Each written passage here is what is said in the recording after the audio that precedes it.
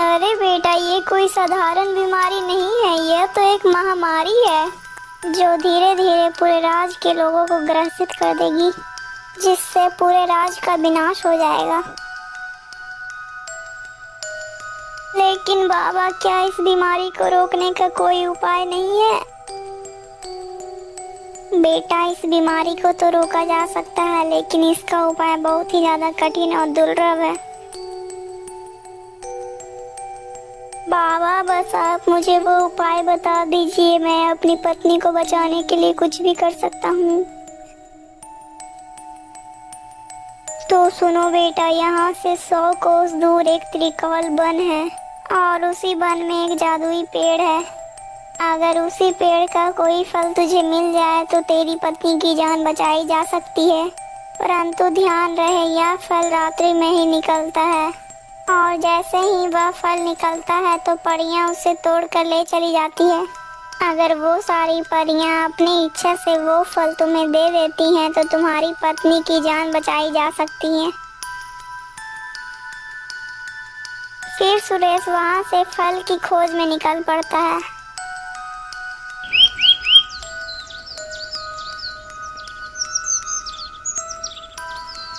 अरे, यहाँ तो सब पेड़ एक समान ही हैं, क्या करूँ? वो फल मैं कैसे ढूंढूं?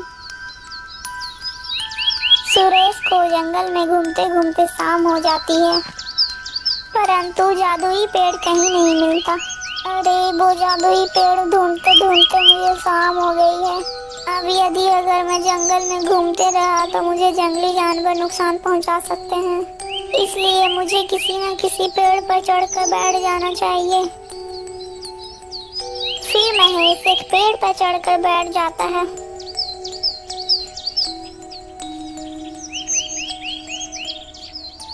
अरे, ये प्रकाश कैसा है? मुझे लगता है कि यही है वो जादुई पेड़। चलो इसके पास चलता हूँ। फिर महेश उस जादुई वृक्ष के पास जाता है। जैसे ही वो जादुई वृक्ष के पास जाता है तो वो जादुई फल निकल आता है। तभी वहाँ पर 2 परियां आ जाती हैं और फल को तोड़ लेती हैं।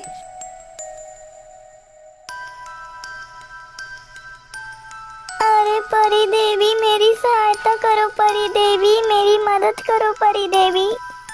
कौन हो तुम और इस समय इस डरावने जंगल में क्या कर रहे हो? हे परी देवी, मैं ये जादुई फल लेने आया था। मेरी पत्नी एक बहुत ही गंभीर बीमारी से पीड़ित है, उसे इस फल की जरूरत है। कृपया कर आप मुझे यह फल दे दीजिए परी देवी।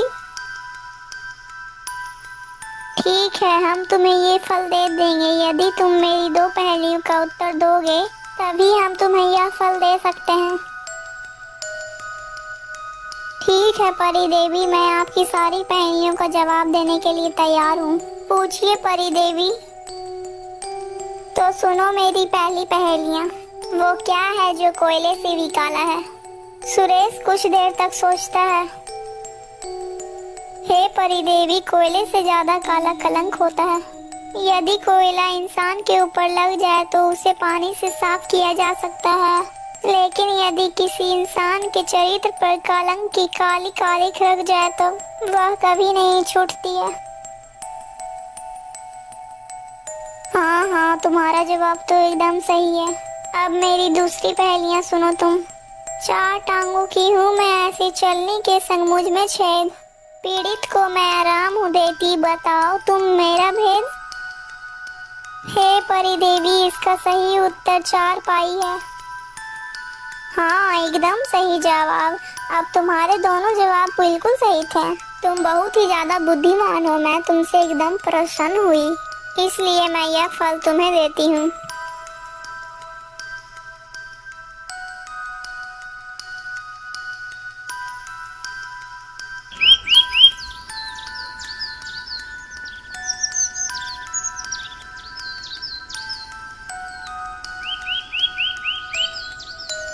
अरे भाग्यवान, तुम बिल्कुल भी मत घबराओ, तुम इस फल को खा लो, तुम बिल्कुल ठीक हो जाओगी। फिर सुरेश अपनी पत्नी को आधा फल काट कर खिला देता है। अरे भाग्यवान, तुम्हारी आंखें तो एकदम ठीक हो गई है, तुम तो स्वस्थ हो गई हो। हाँ जी, ये सब आपके प्यार के ही कारण हो पाया है कि मैं आज आपके सामने खड़ी हो पाई हूँ। अरे भगवान, ये सब भगवान की ही कृपा है, लेकिन अभी मुझे एक और कार्य पूरा करना है। मुझे यह फल इस राज्य के राजा को भी खिलाना है, क्योंकि वो भी इसी बीमारी से पीड़ित है। फिर महेश वो आधा फल लेकर महाराज के पास जाता है।